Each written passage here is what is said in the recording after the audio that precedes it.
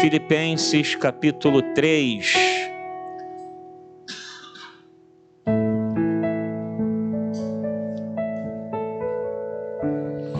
Filipenses capítulo 3. O texto completo é de 1 a 21. Mas eu só quero fazer a leitura inicial de 2 versículos, como fizemos semana passada. Essa mensagem é a continuação na mensagem de semana passada. Todo dia um recomeço. Você já achou Filipenses 3? Amém? Apenas os versos 13 e 14. Irmãos, não penso que eu mesmo já o tenha alcançado, mas uma coisa faço, esquecendo-me das coisas que ficaram para trás e avançando para as que estão adiante, prossigo para o alvo a fim de ganhar o prêmio do chamado celestial de Deus em Cristo Jesus. Amém? Obrigado, Senhor, pela leitura de Tua palavra. Nos abençoa agora, enriqueça as nossas vidas com sabedoria dos céus, nos dá entendimento. Abre, Senhor, as mentes, os corações. Tira, ó Deus, toda incredulidade, toda barreira, toda ansiedade, toda preocupação, tudo que sirva de empecilho para a Tua palavra, ó Deus, operar, Senhor. Vem, Espírito Santo de Deus, e tenha liberdade em nosso meio. Fala a cada coração aqui nessa noite, transformando vidas, Senhor. Estamos aqui, ó Deus, à Tua disposição para ouvir a Tua voz e sermos por Ti abençoados. Assim oramos e agradecemos no nome de Jesus, e que toda a igreja diga amém. Pode tomar o seu lugar, se assente em nome de Jesus.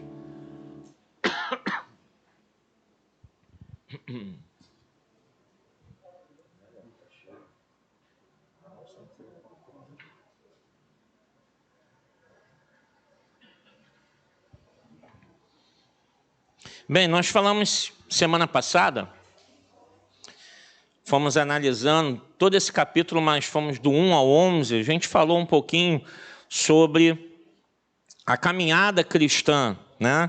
A vida cristã diária. E falamos sobre relembrar bases da nossa fé, como é importante. Paulo fala isso no início do capítulo, de Paulo ter que repetir alguns temas, alguns assuntos com a igreja em Filipos, justamente porque é necessário visitarmos bases da fé, relembrarmos sempre daquilo que é a nossa salvação. E Paulo vai dizer que isso é uma segurança para a igreja, e é segurança para nós, embora a tendência do ser humano é querer sempre ficar buscando coisas novas, querer uma novidade, querer algo novo, né? Qual é a mensagem da hora, qual é o movimento da hora.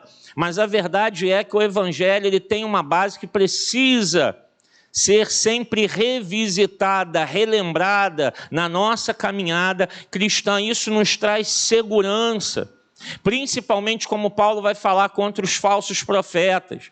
Sempre existirão falsos mestres, falsos profetas, sempre existirão aqueles que vão distorcer a mensagem bíblica, a verdade do Evangelho, com propósitos escusos, com propósitos que não são os da palavra de Deus. Então, a segurança que a gente tem é justamente de, conhecendo a palavra, conhecendo o Evangelho, a gente tem a segurança de identificar aquilo que possa nos tirar do caminho da redenção, do caminho da salvação da nossa alma. E vimos que Paulo, ele fala que não há justiça baseada em méritos. Ele usa o seu próprio exemplo, a sua própria vida, mostrando que, olha, eu sou fariseu, fui fariseu, eu fiz tantas coisas, eu tenho, né, apresenta o seu currículo, mas ele mostra que, isso não tem valor nenhum. De nada vale o que eu fiz, o que eu sou, de nada valem os meus méritos, porque a salvação é um dom gratuito de Deus. é pela graça e pela misericórdia de Deus. Não há participação nossa, não há mérito nosso, porque Deus não divide a sua glória com ninguém. Nós apenas nos rendemos à ação do Espírito Santo. E Paulo vai chegar a uma primeira conclusão, que ele fala: olha, eu preciso conhecer mais de Cristo, eu preciso conhecer mais do Evangelho, da palavra. Ele, como fariseu, como doutor da lei, chega a dizer isso: eu quero conhecer Cristo. Que declaração estranha de Paulo fazer, mas mostrando que o que? A cada dia eu preciso me aprofundar em saber quem é Deus, conhecer Deus mais de perto na minha vida, e eu só vou conhecer isso através das Escrituras, lendo, estudando, mergulhando nas Sagradas Letras, para conhecer quem é Deus.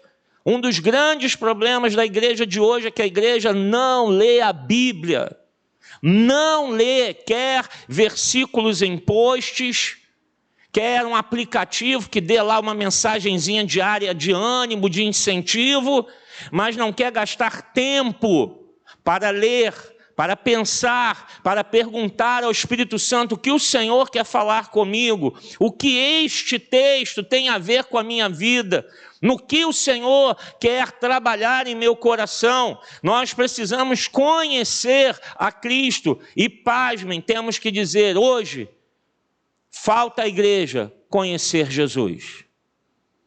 Estamos vivendo um tempo em que a igreja não conhece Jesus, não conhece o seu plano de salvação, porque está preocupada com materialismo, com coisas terrenas, com suas próprias vidas, estão tão ocupados com suas vidas, que falta a busca do conhecimento de quem é o Senhor Jesus. Mas eu quero avançar com você nesse capítulo. Por favor, versos 12 a 14. Paulo agora vai dizer, só relembrando o versículo 11, ele diz: para que de alguma forma alcançar a ressurreição dentre os mortos. Ele termina essa primeira parte dizendo, que ele precisa conhecer a Cristo, ele vem discorrendo sobre isso para chegar à salvação da sua alma.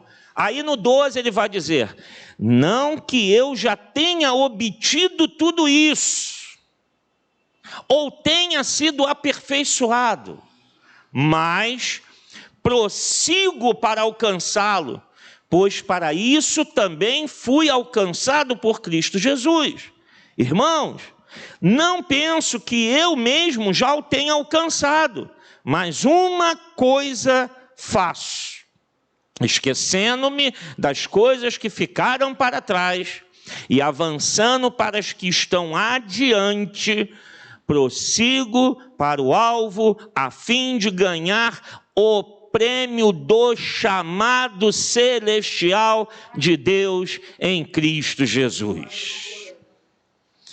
Não chegamos à vida eterna ainda estamos nessa terra, ainda não chegamos lá, ainda há um caminho. Alguns de nós já estão um pouco mais perto, Outros estão mais longe, porque quando a gente comemora aniversário, irmãos, a gente fala mais um ano de vida, e na verdade é menos um ano para chegar o dia. A contagem está diminuindo, é menos um, E para nós que estamos em Cristo, nós temos essa certeza, essa alegria, essa garantia de que estamos caminhando para o dia da nossa redenção. E Paulo fala justamente isso: não cheguei lá, ainda não alcancei isso, ainda estou aqui na terra. Não tinha chegado o momento da sua partida, nós estamos nessa trajetória, nesta caminhada. E ele mostra que Jesus o alcançou. Jesus nos alcançou justamente para nos aperfeiçoar. Eu não alcancei, mas vou deixando as coisas para trás, prosseguindo para o alvo. Cristo vai me aperfeiçoando nesse caminho, e essa é a trajetória cristã. A trajetória cristã não é viver uma vida em busca de resolver os seus problemas pessoais, de bem-estar, de conquistas materiais e terrenas. Não importa o que você tem ou quanto você ganha. E nós não devemos deixar o nosso coração se envolver com a ganância do dinheiro. Eu quero mais, eu tenho que ter mais. Não, eu tenho que me encher mais da presença do Espírito Santo de Deus. Porque eu tenho um Deus que provê todas as minhas necessidades. Se eu sou fiel a Ele, não importa o que aconteça, Ele proverá. O problema é que nós queremos inverter e fazer do Evangelho um mecanismo, uma forma ou uma fórmula para alcançar essas coisas. Mas Paulo está falando, o que eu tenho que alcançar é a perfeição, e essa perfeição é o céu. Então eu tenho que continuar nessa trajetória com Cristo, porque a nossa vida só pode mudar em Cristo Jesus. Eu não consigo mudar a minha vida, você não consegue mudar a sua, mas o Espírito Santo, que nos criou e nos formou e nos chamou, Ele pode transformar o nosso coração. E Ele transforma o nosso coração. Ele vai fazer essa obra, Ele nos alcança justamente para mostrar a sua eterna glória e dizer, olha, eu vou transformar você. E aí Paulo vai dizer em outra ocasião, porque as coisas velhas passaram, Deus, em Cristo Jesus, Ele faz tudo novo. É um novo pensar, é um novo agir, é um novo sentir. Se você é o mesmo cristão dentro da igreja e nada muda na tua vida, me desculpa, você não é cristão. Você é um religioso. Você se sente bem na igreja, você gosta de estar na igreja, tem amigos, simpatiza com um, com o outro, acha o ambiente agradável, você está preso por alguns laços, mas cristão, que não tem testemunho de transformação aqui dentro, não experimentou a salvação em Cristo, não experimentou a graça de Deus, porque, irmãos, quando o Senhor toca em nossa vida, primeira coisa que a gente reconhece, eu sou um pecador, eu tenho que mudar de vida, tem que mudar alguma coisa em meu viver. Eu não posso ser ano após ano a mesma pessoa, sempre o mesmo. Cristo nos alcançou para nos aperfeiçoar. Então a gente tem que sair do que? Do comodismo. Paulo fala, uma coisa eu faço, esquecendo as coisas que ficaram para trás, avanço, vou adiante. O nosso mal é que a gente se acomoda. A gente fala, tá bom, vamos deixar assim, né? Tá tão bom assim. A gente faz algo que é procrastinar, sabe? Na linguagem popular, a gente empurra com a barriga. Ah, vai deixando. Deixa isso para lá. Hoje não. Quem sabe amanhã. Quem sabe um dia a gente se acomoda na nossa vida e fala, tá bom desse jeito. E a vida está toda assim, ó. A vida está toda enrolada. A vida está um caos. Mas ele está acomodado e Paulo fala, avanço, ação. Tem que ter um passo teu de chegar perante o Senhor e dizer, Senhor, eu tenho que mudar de vida. Eu vou mergulhar nas Escrituras, eu tenho que ler a palavra de Deus todo dia. Para com isso de dizer, eu não tenho tempo, eu sou muito ocupado. Ah, mas é isso, mas é aquilo, irmãos. Nós temos tempo sim, temos tempo de sobra. O problema é que a gente se acomoda, não quer investir na leitura bíblica, no estudo, em conhecer mais de Deus.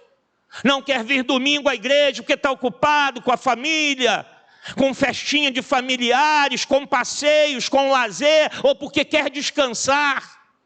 não toma uma postura e uma posição definitiva com Cristo, de dizer não a esse mundo, de dizer não ao pecado e à sua carne, se acomoda e vive uma vida religiosa, sabe por quê? Porque usa meia dúzia de palavras do evangeliquez, aquela língua evangélica, né? Fala o nome de Jesus, fala algumas coisas assim, acha que está tudo bem. Aí com a internet, né? Pronto, eu assisto um culto online, eu ouço uns louvores e está tudo bem. Não está tudo bem não.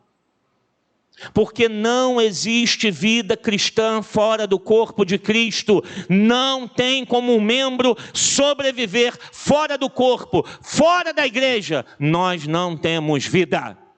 Não há vida cristã. O problema é que a gente vai se acomodando com as situações. A gente só faz as coisas quando nos interessam. É necessário estabelecer um alvo maior na vida. Paulo diz, o meu alvo maior, sabe qual é? É chegar lá, a fim de ganhar o prêmio do chamado celestial de Deus em Cristo Jesus. Que prêmio é esse? A salvação da minha alma.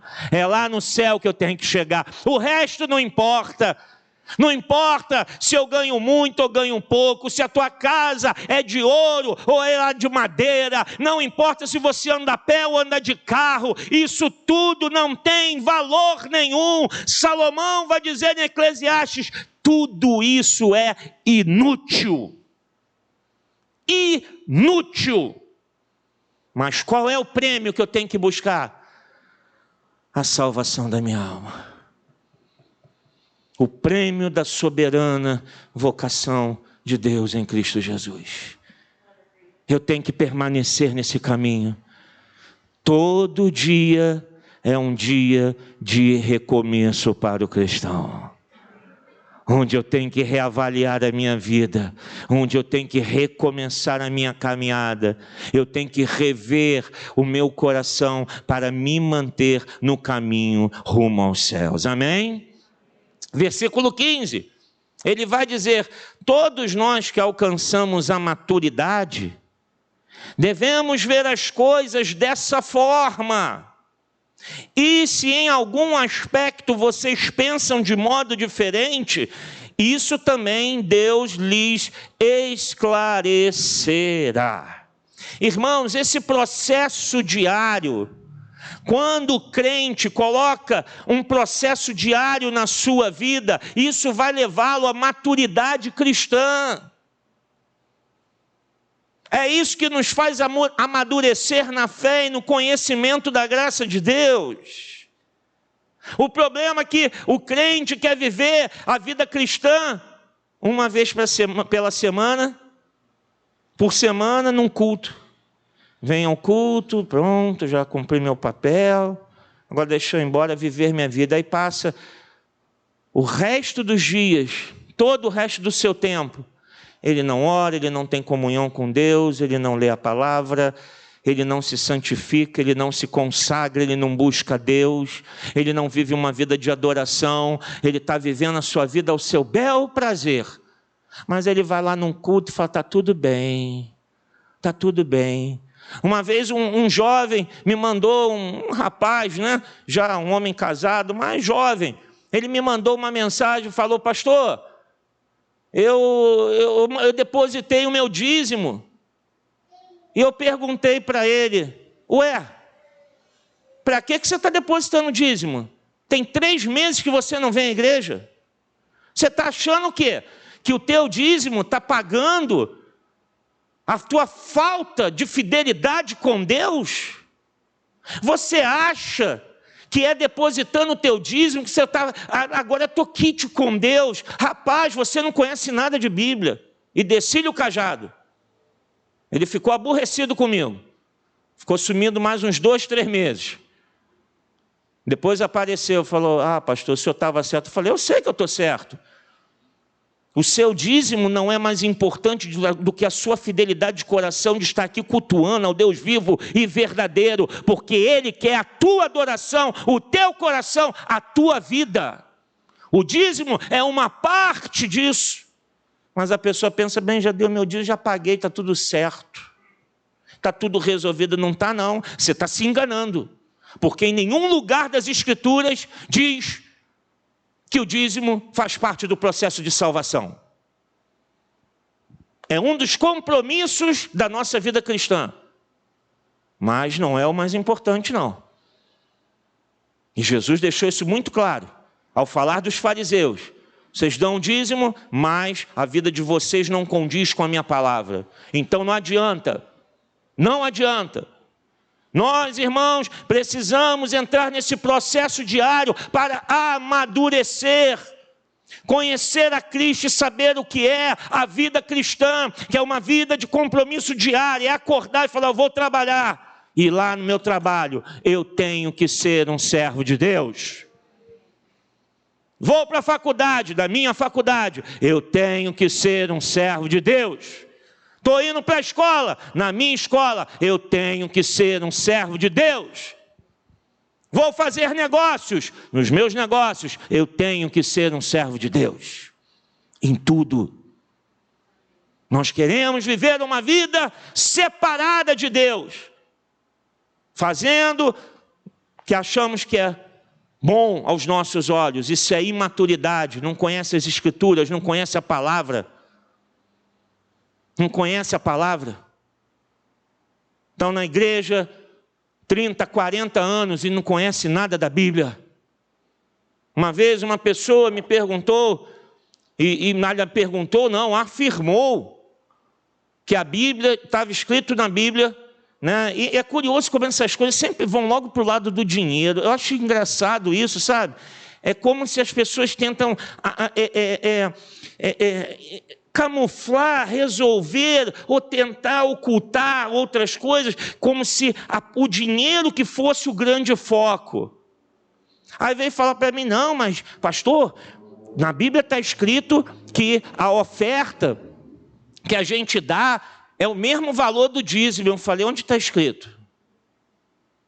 Está escrito, eu falei, aonde? Me mostra. Não, mostra aí que eu quero ver. Aí finalmente a pessoa lembrou, está em Malaquias. Eu falei, então por favor, abra lá em Malaquias.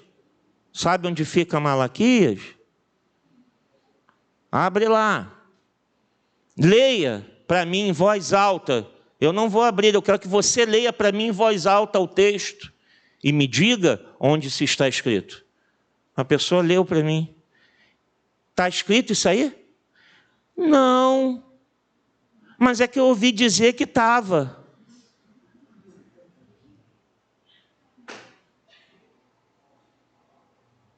Isso não é vida cristã.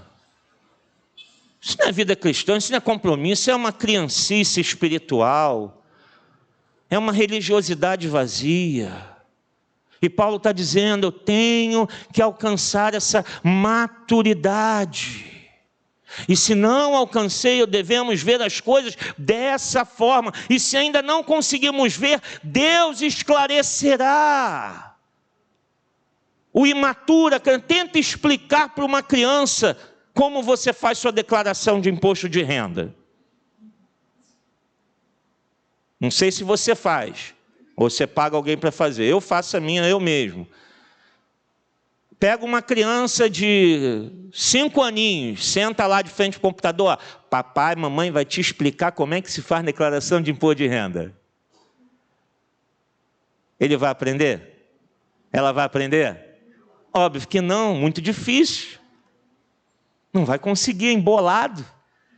Tem coisas na vida cristã, irmãos, que a gente precisa sentar ao lado de Deus e deixar que Ele nos ensine dia a dia, momento a momento, e quando há coisas que são demais para nós, vai chegar a hora que Ele nos esclarecerá, porque todo dia é um recomeço. é um processo diário. A vida cristã é um processo contínuo de mudança, de transformação do nosso coração, a visão espiritual do reino, o que é o reino de Deus. A gente está vendo nesse mundo agora, nesses dias de tanta politização, pessoas brigando, como se o reino de Deus fosse algo aplicável a este mundo. Não, irmãos. Jesus falou a Pilatos: o meu reino não é deste mundo. O evangelho não é para resolver os problemas sociais do mundo. O mundo não vai mudar. Violência, opressão, ganância, fome, nada disso mudará. Não vai mudar, porque o mundo jaz no maligno. Até a volta de Cristo, nada vai mudar, irmãos. E quanto mais a gente caminha para os últimos dias, pior vai ficar. Pior vai ficar. Mas a gente quer aplicar as coisas. Não, vamos resolver os problemas do mundo. Não vamos, não. A missão da igreja não é resolver os problemas do mundo. A missão da igreja é pregar o evangelho e dizer: Jesus quer salvar você do pecado, da perdição eterna, livrar a tua alma do inferno. Porque se você não estiver em Cristo, é para lá que você vai. Mas em Cristo, você tem a salvação da tua alma. Essa é a missão da igreja. A missão da igreja não é fazer política. A missão da igreja não é fazer da igreja uma ONG. E não estou aqui me opondo a um trabalho de uma ONG. Pode fazer muitas coisas e até usar o evangelho ali, mas não é a missão principal da igreja. Não é a missão maior da igreja. O que falta à igreja? Visão espiritual do reino de Deus. Visão espiritual do reino de Deus. Uma mente renovada. A palavra de Deus vai dizer: esforçai-vos pela renovação da vossa mente. Paulo vai dizer isso lá em Romanos, a igreja em Roma. E eu digo, a igreja está se esforçando para isso? Estamos na metade do ano e o assunto em baile agora é eleições 2022 e a igreja está empolvorosa. Porque eleições, a gente tem que reeleger fulano de tal. Irmãos, vai ganhar a eleição quem Deus quiser. E eu temo qual seja a vontade de Deus. Eu temo qual seja a vontade de Deus. Ainda mais quando eu vi uma certa frase que eu já falei aqui. Só Deus me tira daqui. Eu falei: Senhor, Ele não sabe o que fala. Ele não sabe o que está falando. Porque se Deus falar, vai sair, vai sair. Está se garantindo que Deus o colocou lá. Cuidado com a soberania de Deus. A visão do reino de Deus, irmãos, é uma visão diferente desse mundo. Nós não podemos olhar as coisas como o mundo as vê. Mas como eu vou conseguir isso? Diariamente, num processo constante, contínuo, de busca do Senhor. Porque todo dia na vida do cristão é um recomeço. Versículos 16 e 17. Então somente vivamos de acordo com o que já alcançamos. Irmãos, sigam unidos o meu exemplo e observem os que vivem de acordo com o padrão que lhes apresentamos. Queridos, todo dia é um passo. Às vezes também a gente, na ânsia de querer ver tudo acontecer, a gente ou se empolga demais ou desanima demais. Só que a vida cristã é um processo, por isso que tem que ser todo dia. Você não vai um dia acordar, nem eu, e abrirmos os olhos e falar, pronto, mudou tudo na minha vida. Não. O Espírito Santo ele vai trabalhando devagarinho, todo dia um pouquinho. É um passo que a gente dá, é um recomeço de algo na nossa vida, é uma transformação. Isso aqui não está de acordo com a vontade de Deus, então vou deixar o Espírito Santo transformar, modificar isso, uma mudança no meu interior, uma mudança de mentalidade, uma mudança de atitude, de sentimentos. Quantas emoções nossas têm que mudar, irmãos? Você é daqueles que, se pisar no teu dedinho mindinho, você parte para cima. Falar palavrão não, porque crente não fala palavrão, amém? Aí você não vai xingar a pessoa de jeito nenhum, né? Jamais, é inaceitável. Não, nem vou pensar nessa hipótese de um cristão falar palavrão, porque alguém pisou no pé dele. Isso aí, não, a gente nem considera, porque isso não acontece, amém? Você é daqueles que é explosivo e fala assim, não, eu sou assim, sempre fui assim. Você é daqueles que é sentimental demais, sabe? Aquela pessoa que, se alguém não te der o bom dia, acabou para você. Não me deu bom dia.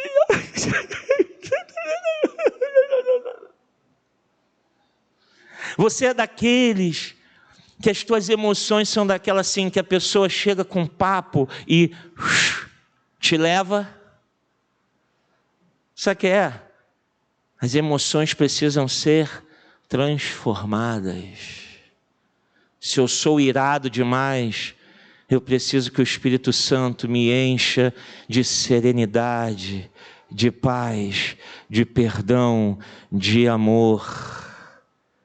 Se eu sou sentimental demais, sou muito melindrado com as coisas, o Espírito Santo precisa me transformar para ser uma pessoa mais forte, mais firme, que possa saber encarar as adversidades, as contrariedades da vida. Ou seja, irmãos, nós precisamos que Deus transforme a nossa vida todo dia. Tudo em nós. E para isso, Paulo fala aqui de olhar para ele e seguir exemplos. Irmãos, sigam unidos o meu exemplo e observem os que vivem de acordo com o padrão que lhes apresentamos. Busque exemplos de fé para a tua caminhada. A igreja hoje fica buscando exemplos assim, deixa eu ver, quem é que está prosperando na igreja? É o Diácono Guto. Diácono Guto, né? O salário dele triplicou, vou colar com ele, porque eu tenho que aprender qual é que ele está conseguindo essa coisa. Isso é evangelho? Colhe com aquela irmã, com aquele irmão, que estão chorando todo dia com dores físicas.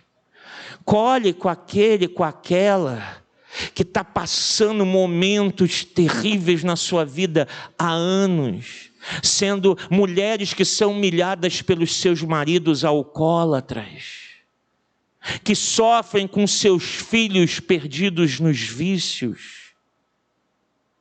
Colhe com essas pessoas que você vê, mesmo passando por tanta aflição, estão sempre de pé, sorrindo e dizendo, louvado seja o nome do meu Senhor. Esses são os exemplos de fé para a nossa vida.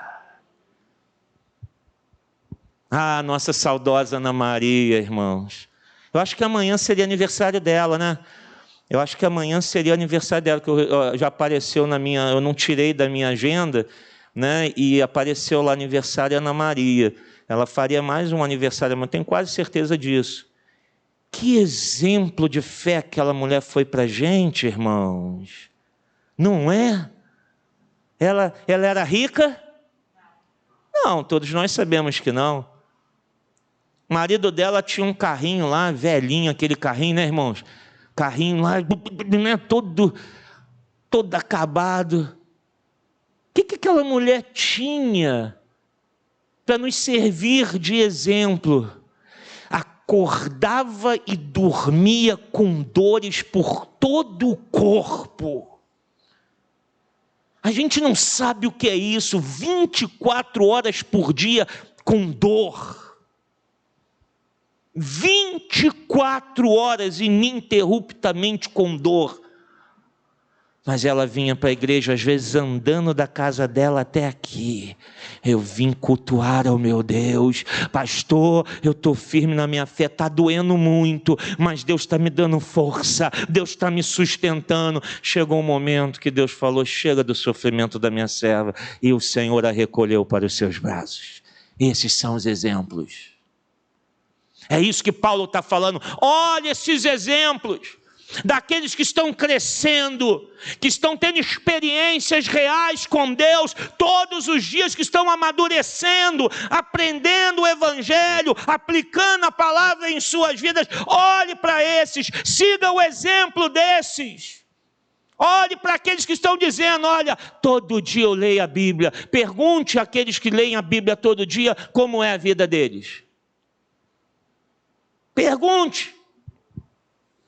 Tá aqui, quem está lendo aqui? Quem está fazendo o plano de leitura? Levanta a mão. Bem alto, levanta bem alto aí. Ó, olha para esses que com mão levantada, olha para eles. Vai depois, senta com eles, pode abaixar, obrigado. Senta com eles depois e fala, qual a diferença que a Bíblia está fazendo na tua vida? Como é que está sendo a tua experiência com Deus? Ouça o que eles têm para falar.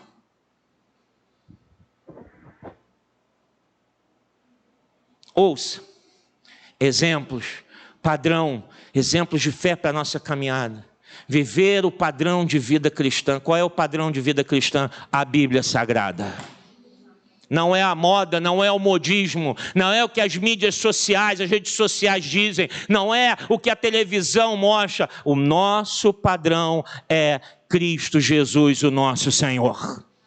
A igreja quer se comparar um com o outro.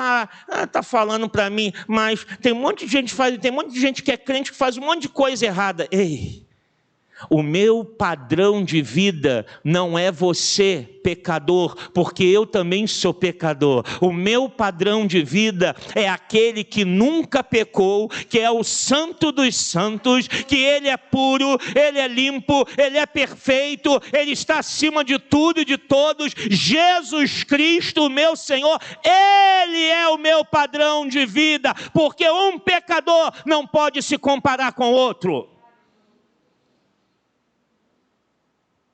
Nós queremos dar desculpas, né?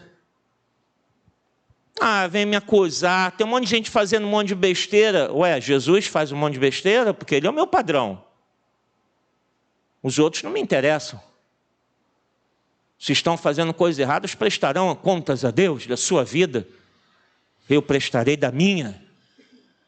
Então eu tenho que buscar aqueles que vivem como Paulo.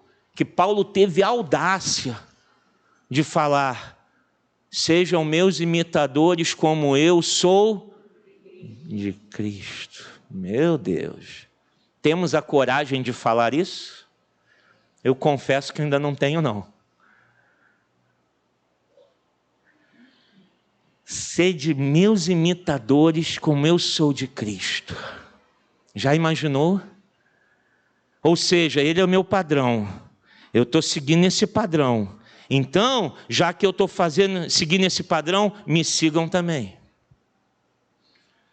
Claro que a gente não vai achar perfeitos, mas a gente tem que ficar catando entre nós aqueles que nos dão exemplos de uma vida cristã que agrada a Deus. Uma vida de transformação, uma vida de conversão diária. E para finalizar, versos 18 a 21. Pois, como já lhes disse repetidas vezes, e agora repito com lágrimas, há muitos que vivem como inimigos da cruz de Cristo. O destino deles é a perdição. O seu Deus é o estômago. E eles têm orgulho do que é vergonhoso. só pensam nas coisas terrenas. A nossa cidadania, porém, está nos céus, de onde esperamos ansiosamente o Salvador, o Senhor Jesus Cristo, pelo poder que o capacita a colocar todas as coisas debaixo do seu domínio.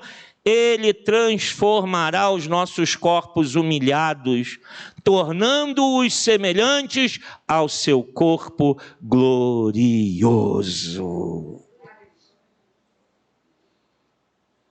que Paulo está dizendo aqui, irmãos? Existem maus exemplos na igreja? Existem. Existem. São inimigos da fé, são inimigos da cruz de Cristo. Existem falsos líderes? Existem. Falsos pastores? Existem. Existem mercenários da fé? Existem. Sempre tiveram, sempre teve. Não fique assim, meu Deus, isso é novidade. Quem lê a Bíblia sabe que isso não é novidade. Desde o início da igreja, você vê os apóstolos pregando ferrenhamente contra aqueles que se levantavam contra a sã doutrina. Sempre vão existir maus exemplos. Eles são os inimigos da cruz. Mas Paulo diz, eles estão perdidos. Perdidos. Por quê? Porque são egocêntricos. E olha o perigo que a gente corre, irmãos. Porque a gente não pode acusar e falar que ele ali é o inimigo da fé. Mas será que eu também não estou me tornando um inimigo da fé? Sendo egocêntrico, só penso em mim, só quero saber do meu bem-estar, só quero as coisas para mim, só quero algo que me satisfaça, que me deixe bem. Só pensa, como Paulo diz aqui, o seu Deus é o estômago. Estão voltados para a sua própria vida, para saciar as suas vontades e necessidades. Apenas para isso. Isso é ser inimigo da cruz. Egocêntricos, arrogantes, soberbos. Será que a gente também não é? Porque muito embora, irmãos, a gente esteja cada dia recomeçando e buscando uma mudança em Cristo, nós não somos nada sem Ele. Nada. Quando Jesus conta aquela parábola que Lucas registra, que fala dos servos que vêm da seara e chegam e preparam a comida para o seu senhor, e aquele homem diz, olha, eu vou comer, beber, e depois vocês vão comer. E Jesus diz, aqueles servos que fizeram exatamente isso, eles primeiro serviram ao seu senhor, e depois que ele terminou de comer, aí sim eles foram se lavar, vieram do trabalho, aí sim eles foram se lavar e foram comer e beber. Eles fizeram apenas o que eles tinham que fazer. Servos inúteis. É isso que somos, irmãos. Sem Deus, nós somos servos inúteis. Mas quando Ele age na nossa vida, irmãos, aí a gente vê as coisas acontecerem, mas por que eu tenho que saber que eu sou inútil? Porque eu reconheço que a honra, a glória e o louvor pertencem ao nome dEle. Tudo é dEle. Eu não consigo nada, eu não sou nada. Se eu hoje sou um pouco melhor do que ontem, é meu mérito? Não, foi o Espírito Santo de Deus que fez isso na minha vida. A glória é toda dele. Então, temos que afastar do nosso coração toda arrogância, toda soberba. Estamos indo para mais um período de obras, irmãos. Quem já está com a gente aqui nessa caminhada, comigo, nesses 12 anos, 11 anos, Delma, que é a nossa contadora de datas, 12 anos vai fazer já, né, Delma? 12 anos. E agora esse mês, né? É 19, né? Que eu cheguei aqui. 12 anos, né? Que a gente veio para cá, né, Cátia? 12 anos. Quem está comigo desde o princípio sabe que o que aconteceu nessa igreja não foi porque nós somos ricos ou somos muito bons, foi um milagre das mãos de Deus. Pergunte aos mais antigos. Porque hoje você que chega aqui encontra uma cadeira confortável, está geladinho o ambiente, está gostoso, tá até demais, né? Eu estou suando. Pena que o Nicolas está lá embaixo, que eu ia pedir para ele aumentar mais um pouquinho. Estou brincando. É porque vocês não viram como era o nosso ar-condicionado. Lembra, pessoal, como é que era? Conta para eles depois que quem estava aqui no microfone tinha que quase gritar porque o ar-condicionado... E não fazia gelo nenhum. Era um calor insuportável. Tive que expulsar 3 membros da igreja. A coluna 1, a coluna 2 e a coluna 3. Falei, saiam daqui, vocês não são mais membros dessa igreja. Fora! Porque eu tinha que ficar pregando assim, né? Vem para cá para me ver, vem para cá, né? Porque quem estava sentado ficava assim, olhando para lá, para cá também, deixa eu ver lá, né? Falei, fora daqui. Foi a gente que fez isso, gente? Foi obra do Espírito Santo de Deus. Deus enviou recursos, Deus enviou a mão de obra, Deus veio e falou, eu vou fazer algo aqui, e Deus não fez só o material, porque enquanto Deus estava fazendo o material, Ele já estava começando a obra espiritual. Pessoas já estavam falando, Deus está mudando a minha vida, Deus está transformando o meu coração. Não fomos nós. O inimigo da fé, ele é materialista, ele só pensa nas coisas da terra, só pensa nas coisas materiais. E Paulo fala, não, isso aí, ele é um inimigo da fé. Irmãos, a nossa pátria é o céu. Quem está em Cristo é um cidadão do reino dos céus. Lá é o nosso destino. Aqui na terra, nós somos brasileiros. Mas a nossa verdadeira cidadania é o céu. É para lá que a gente vai, amém? Lá é o nosso alvo. O nosso Salvador é Jesus Cristo, o Filho do Deus vivo. O nosso Rei é Jesus. A nossa glória não são as coisas dessa terra. A nossa glória é a eternidade. Esse é o caminho.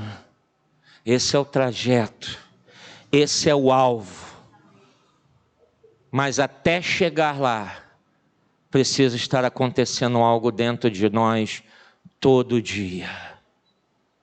Porque na vida do cristão, todo dia um recomeço. Todo dia um recomeço. Você tem recomeçado todo dia em falar assim, Deus, eu preciso mudar a minha vida, ter um compromisso mais sério com Jesus. Uma entrega real do meu coração, da minha vida a Deus. Deixar o Espírito Santo mexer onde você não quer que Ele mexa. Deixar Ele libertar você de grilhões que aprisiona a tua alma há anos. Mas você diz, não, isso aqui não, é assim mesmo. Não. Jesus faz tudo novo. Ele quer te dar uma nova vida. Um novo caminhar. Um novo sentir. Um novo agir. Um novo pensar.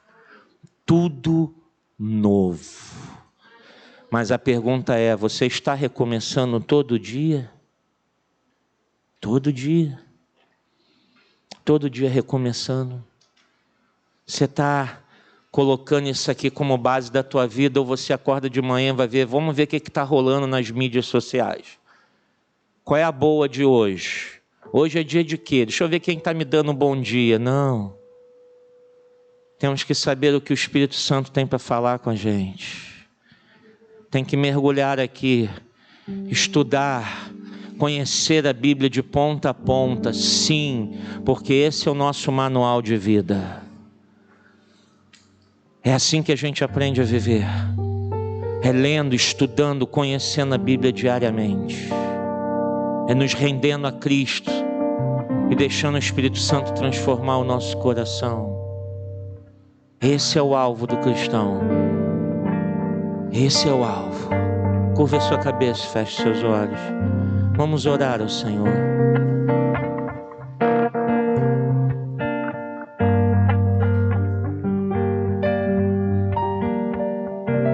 Primeira pergunta que eu queria que você se fizesse, ou fizesse para si mesmo, a si próprio.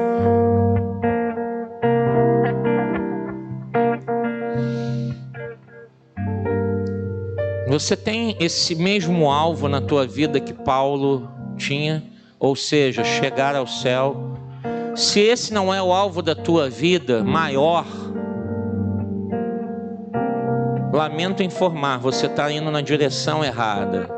Se o alvo da tua vida é só trabalhar, é conquistar alguma coisa, é sobreviver, é isso, é aquilo, qualquer coisa que seja alvo maior na sua vida, que não seja o prêmio do chamado celestial em Cristo Jesus, ou seja, chegar à salvação da alma, é caminho errado. Porque só tem um caminho, e ele se chama Jesus Cristo, Senhor. Só tem um caminho. Segundo lugar, se você então se você não tem esse alvo, já tem que começar por aí. Firmar um compromisso com Cristo. Estabelecer uma vida com Cristo. Se você já tem, a pergunta que você agora tem que se fazer e pensar: eu estou recomeçando todo dia? Eu estou recomeçando todo dia? Esta obra de aperfeiçoamento, de maturidade cristã está acontecendo em mim? Ou seja, a cada dia eu tenho visto o Espírito Santo transformar o meu coração? Ou eu estou tão preocupado e ocupado com as coisas dessa vida? Eu tenho meus afazeres em casa, eu tenho meu trabalho, eu tenho minha família, eu tenho isso, eu tenho aquilo. Eu não tenho tempo para essas coisas. Então você está no caminho errado. Você pode gostar de Deus, você pode gostar de Jesus, gostar de vir da igreja, você pode ter qualquer tipo de religiosidade, mas não passa de religiosidade. Então você tem que acertar isso com Deus e falar: opa, domingo é dia de estar na casa de Deus, não é dia de estar em casa. Domingo não é dia de dormir. Domingo não é dia de passear. Domingo não é dia de visitar parente ou receber visita de parente. Para o cristão, não. Para o cristão que tem um compromisso sério com Deus, ele fala: não, venha na minha casa sábado. Ou então, quando der a hora do culto, olha, eu estou indo para a minha igreja. Você tem 3 opções: ou vai embora para sua casa, ou fica aí me esperando, ou vai comigo para a casa de Deus. Mas eu não deixarei de ir para a casa do meu Deus. Ah, mas isso é desfeito. Não, é seriedade e compromisso com Deus. Porque se o mundo tiver que dizer não para você, ele vai dizer.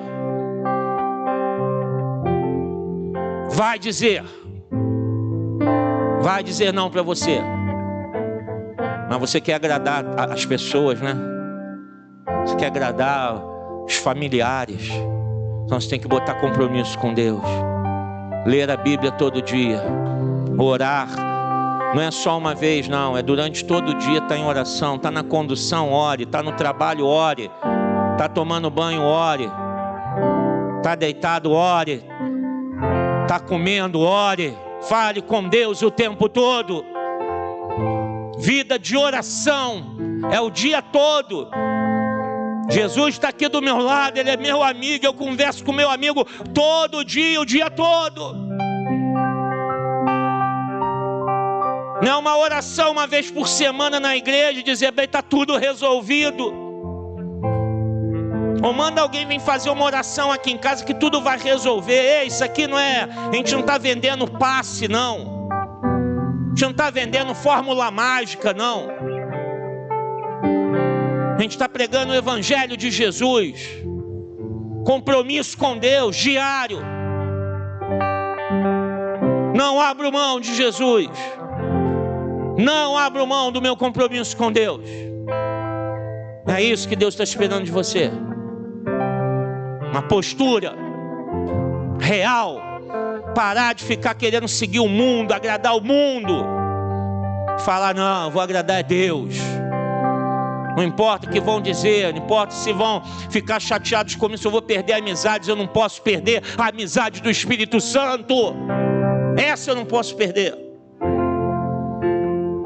É assim, irmãos. A coisa é séria. O caminho é estreito, a porta é apertada. Está na hora de tomar uma decisão séria com Cristo. Eu quero orar por você.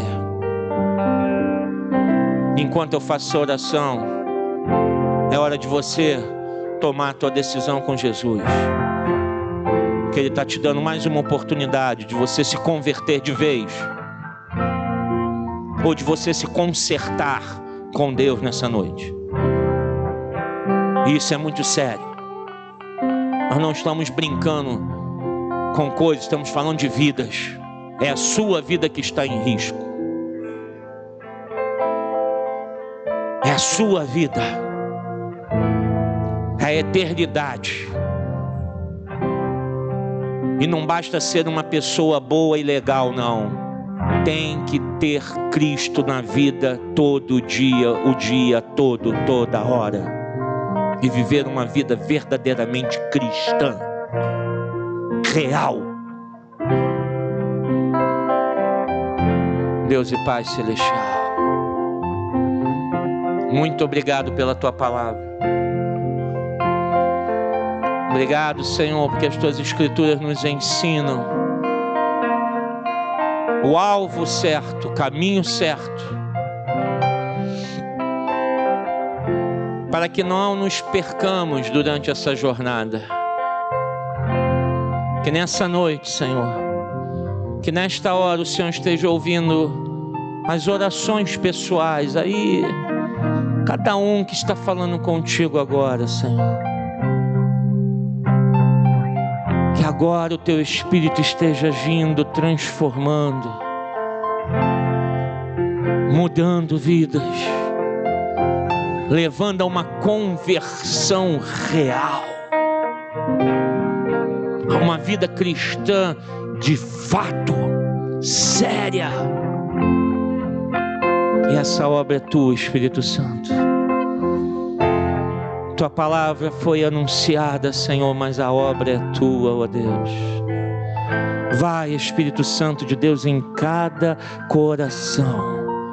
Converte aqueles que estão perdidos. Salva, Senhor, esses que estão vivendo de uma religiosidade morta, vazia. Salva. Salva aqueles que estão, Senhor, vivendo uma vida cristã relapsa, relaxada. Seja agora hora de conserto. Vem moldar este barro, este vaso, ó oleiro. Vem moldar esse vaso. Trabalha, ó oleiro, moldando este vaso conforme o Teu querer, para que seja vaso de honra e glória a Cristo Jesus. Ah, Senhor, abençoa o Teu povo. Dá a eles, Senhor, a cada um aqui, o poder de frutificar frutos de arrependimento, o fruto do Espírito Santo.